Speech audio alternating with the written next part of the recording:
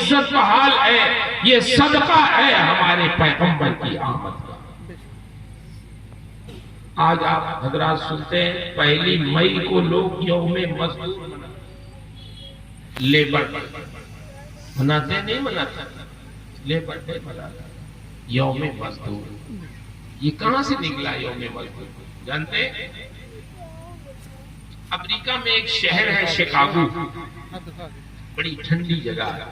ایک بار میرا جانا الحمدللہ ہوا وہاں تقریر کی غرض سے۔ وہاں ایک جھیل آئی ہے کناڈا سے جو 4 مہینے بالکل برف بنی رہتی ہے، بڑا ٹھنڈا علاقہ ہے۔ وہاں کے جوتے جاکٹیں الگ وہاں کے لیے تیار کی جاتی ہیں۔ تو شکاگو سے ایک شخص اٹھا مزدوروں کی حمایت، اس نے مزدوروں کی حمایت میں آواز بلند کی کہ مزدوروں کی اس کی کے ساتھ زیادتی نہیں ہونا چاہیے، ظلم نہیں ہونا چاہیے۔ اس نے آواز بلند کی تو اس کی آواز دنیا بھر میں سنی گئی۔ آج اسی کی یاد میں 1 مئی کو لوگ لیبر ڈے مناتے ہیں۔ مگر میں آپ سے بتانا چاہتا ہوں، آپ سے کہنا چاہتا ہوں، آپ کو یہ اطلاع دینا چاہتا ہوں کہ میرے بھائیوں، مزدوروں کی حمایت میں سب سے پہلی آواز شکاگو سے نہیں اٹھی، بلکہ مزدوروں کی حمایت میں سب سے پہلی آواز بلند کرنے والے ہمارے نبی ہیں، جنہوں نے مدینۃ الرسول سے 1400 سال پہلے یہ آواز بلند کی تھی کہ دنیا کے لوگوں سنو، مزدور کا پسینہ خشک ہونے سے پہلے اس کی مزدوری دے دیا کرو۔ یہ آواز شکاگو سے نہیں بلکہ 1400 سال پہلے ہمارے پیغمبر نے مدینۃ الرسول سے بلند کی تھی۔ مزدوروں کی حمایت میں سب سے پہلی اٹھنے والی آواز ہمارے نبی کی ہے۔ اس لیے اگر کوئی چاہتا ہے کہ لیبر ڈے منائے تو ہمارے نبی کا یوم میلاد منا لے، انشاءاللہ لیبر ڈے بھی ادا ہو جائے گا۔ اس لیے کہ پہلی سب سے آواز اٹھانے والے ہمارے پیغمبر ہیں مزدوروں کی حمایت۔ میرے بھائیوں، آج معاشرے پہ نگاہ ڈالیں تو جتنے لوگ اس زمانے میں کمزور تھے، اللہ کے نبی نے ان سب کی عزتوں کو بحال فرمایا۔ نبی کریم صلی اللہ علیہ وسلم کی خدمت میں کبھی کوئی مانگنے اگر آ جاتے تو آپ تو مانگنے والوں کو دیتے بھی تھے، لیکن کبھی کبھی ان کی اصلاح بھی فرماتے۔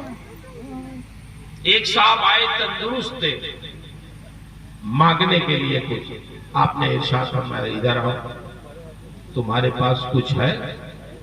حضور گھر میں ایک پیالہ ہے، ایک کمبل ہے جس میں آدھے کمبل پہ سوتا ہوں اور آدھے کمبل کو اوڑھ لیتا ہوں۔ ارشاد فرماتے جاؤ دونوں لے کے آؤ، کمبل اور پیالہ لے کے آؤ۔ وہ گئے لے کے آئے۔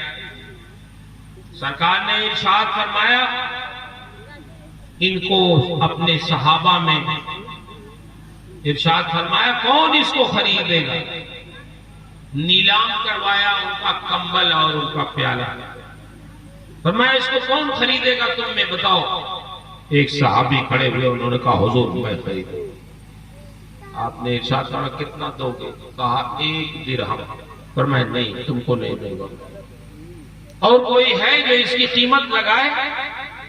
دوسرے صحابی کھڑے ہوئے، انہوں نے کہا حضور میں خریدوں گا۔ آپ نے فرمایا کتنا دو گے؟ کہا 2 درہم۔ فرمایا ٹھیک ہے چلو ادھر آؤ، 2 درہم لاؤ۔ 2 درہم لے آؤ۔ 1 درہم جو مانگنے آئے تھے ان کو دیا، فرمایا اس سے اپنے گھر میں کھانے پینے کی چیزیں خرید کے رکھو، اور اس دوسرے درہم سے جاؤ کلہاڑی خرید کے لاؤ۔ وہ گئے، 1 درہم سے گھر کے اندر سامان رکھا اور دوسرے درہم سے کلہاڑی خریدا۔ کلہاڑی خرید کے لے کے آئے، سرکار کے پاس لائے، فرمایا میرے پاس لاؤ۔ جب وہ لائے تو جانتے ہیں میرے بھائیوں، سرکار کی محبت دیکھ گئے، سرکار نے اپنے ہاتھ سے اس کلہاڑی میں بینٹ لگایا، اپنے ہاتھ سے لگایا اور اس کو ٹھیک ٹھاک کر کے ان کو دیا۔ فرمایا سنو، اب تمہاری کلہاڑی ٹھیک ہو گئی ہے، اس کو لو، جاؤ جنگل سے لکڑیاں کاٹو، بازار میں بیچو، یہ کام کرو، کسی سے مانگو نہیں۔ اسلام اس جذبے کی تربیت نہیں۔ فرمایا اور سنو، 15 دن تک ادھر نظر نہیں آنا، محنت کرو، 15 دن کے بعد مجھ سے ملاقات کرنا۔ گئے وہ کلاڑی لے کے جنگل سے لکڑیاں کاٹتے، بازار میں بیچتے، 15 دن کے بعد سرکار کی خدمت میں حاضر ہوئے۔ سرکار نے ارشاد فرمایا اب بتاؤ کیا حال ہے؟ کہا حضور بہت اچھی حال ہے، 15 دن میں کھا پی کے میں نے 10 درہم بچا بھی لیا۔ ارشاد فرماتے اچھا یہ بتاؤ تمہاری یہ حالت اچھی ہے یا وہ حالت اچھی تھی جب تم مانگنے آئے تھے؟ فرماتے الید العلیٰ خیر من ید السفلیٰ، اوپر والا ہاتھ نیچے والے ہاتھ سے بہتر ہے۔ کوشش کرو تمہارا ہاتھ اوپر والا رہے، دینے والا بنے، لینے والا نہ بنے۔ اللہ کے رسول نے اس جذبے کی پرورش فرمائی اور اپنے امتیوں کو یہ ذہن دیا کہ محنت کرو، کوشش کرو اپنے رزق کے لیے، مگر دستے سوال کوشش کرو کسی کے سامنے دراز کرنے کی نوبت نہ آئے۔ تو میرے بھائیوں، ہمارے نبی نے تو ہمیں زندگی گزارنے کا سلیقہ سب بتا دیا، اب ہمارے لیے ضروری ہے کہ ہم جینا کیسے چاہیے۔ میری مائیں، بہنیں، بیٹیاں بھی اس جلسے میں آئی ہیں، میں ان سے گزارش کر رہا ہوں کہ آپ اگر چاہیں تو یہ جو جلسے میں اصلاح معاشرہ لکھا ہے نا، آپ سے معاشرے کی اصلاح بہت ہو سکتی ہے۔ کیوں؟ یہ بچے کس کی گود میں پرورش پاتے ہیں؟ مجھے بتائیے، کیا باپ کی گود میں پرورش پاتے ہیں؟ باپ تو ادھر ادھر کماتا ہے بیچارہ، دن بھر مزدوری کرتا ہے، نوکری کرتا ہے، تجارت کرتا ہے، کہیں ممبئی، کلکتہ، سعودیہ، دبئی کہیں رہتا ہے۔ اصل میں حقیقت میں جو ان بچوں کی تربیت کرنے والی ہیں وہ ہماری مائیں ہیں، ہماری بہنیں ہیں، ہماری بیٹیاں ہیں۔ اگر یہ تھوڑا سا احتیاط کر دیں، جن کی گود میں ہمارے بچے تربیت پاتے ہیں، تو معاشرے کی اصلاح بہت اچھی ہو سکتی ہے۔ یہ اپنی ذمہ داری سمجھتے ہیں۔ کیوں؟ ماں کا بڑا اہم دخل ہوتا ہے۔ آپ کو میں ایک حضرت عمر کے طور کی بات بتاؤں، توجہ ہے آپ کی؟ گھبرا تو نہیں رہے؟